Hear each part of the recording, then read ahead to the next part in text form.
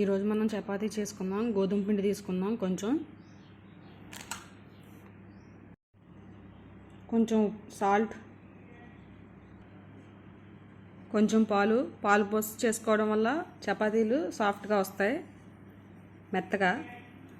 పాలు పోసుకుని కొంచెంగా కలుపుకుందాం. మనం ఇలా కొంచెంగా పోసుకుని కలుపుకుంటూ ఉండాలి. ఇలా బాగా ఉండలా కలుపుకొని మనం 10 నిమిషాలు పక్కన పెట్టుకుందాం.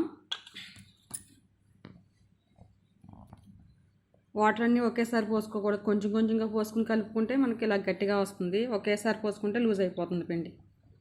జల్లుకుని మనం 2 వైపులా తిప్పుకుని చపాతీ చేసుకోవాలి.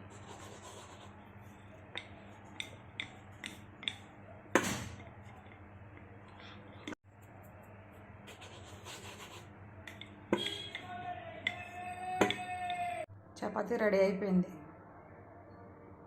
చపాతీ బాగా పొంగుతున్నది. ఒకవైపు కాల్చుకుని ఇంకొక సైడ్ తిప్పుకున్నాం. ఇంకో సైడ్ కూడా కాలిపోతుంది. బాగా పొంగించేసారా? వేడివేడిగా మనకి చపాతీలు రెడీ అయిపోయాయి.